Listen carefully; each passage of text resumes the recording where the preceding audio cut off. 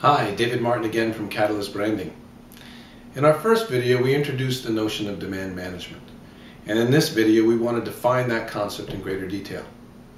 We think that it's an important new development in the field of branding, for it allows us to be able to connect very clearly to the corporation's growth agenda. In our work with Catalyst, as well as our work over the years with Interbrand, clients have asked us for help with three key growth agendas. Many clients ask us to help them secure loyalty. They want to protect and grow their revenue base. Many others ask us to help them drive choice, opening up opportunities in new markets where they otherwise haven't been before.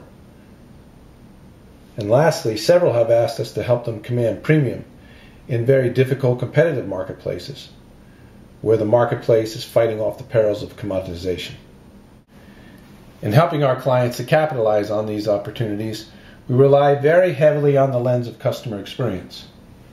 We find it's our most potent tool because it helps us to understand the stages that folks move through as they develop a relationship with a brand. It helps us to understand the drivers of demand that must be satisfied at each stage. It helps us to understand the role of brand and how brand can influence that process. And lastly, it helps us to understand the key touch points that customers consult with as they make the decisions that they may need to make to be able to move from stage to stage. Interestingly, we find this tool to be extremely valuable for both B2B and B2C applications. Now let's examine in greater detail how we can use this tool to be able to help our clients capitalize on each of the individual growth agendas. The process of driving choice will appear the most familiar. It reminds us all of the classic marketing funnel. But it differs in two key ways. The classic marketing funnel is all about attrition. There's a fall off as people move through the process to purchase. Whereas in our model is about retention. By understanding the drivers, by understanding the touch points, we can make sure that the experience is rich enough to keep as many people involved through the process to ultimately get to purchase.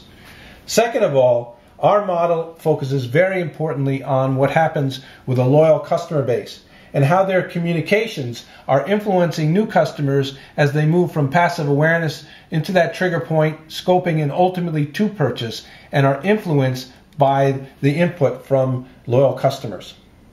The process of commanding a premium has yielded some really interesting new understanding.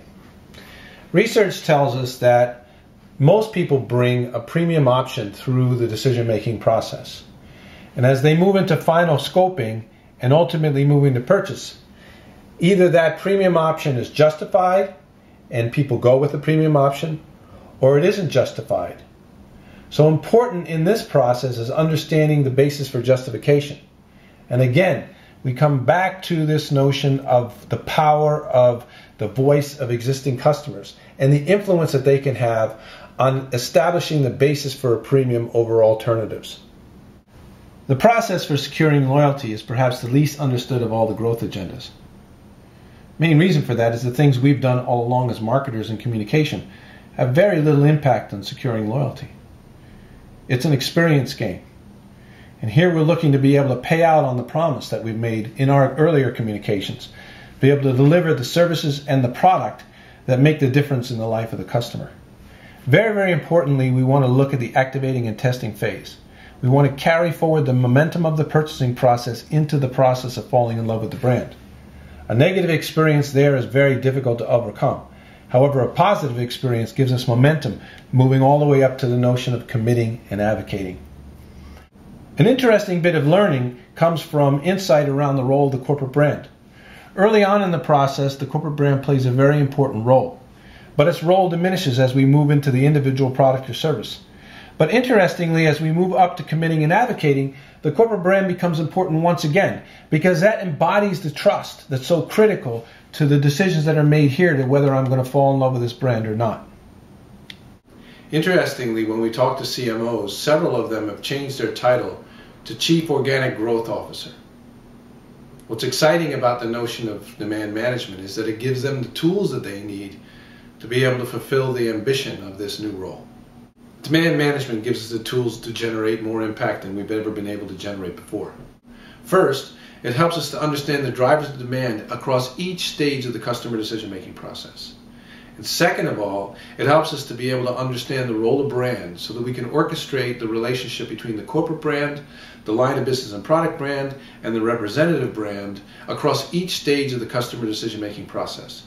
Thirdly, it helps us to understand the touch points that are most powerful, both from a communication standpoint and from an experiential standpoint. And lastly, it gives us the insight we need to be able to build powerful media communications programs. It allows us to balance effectively traditional paid media with new earned media to be able to generate the relationships and build the connectivity that we require for our clients to be more successful.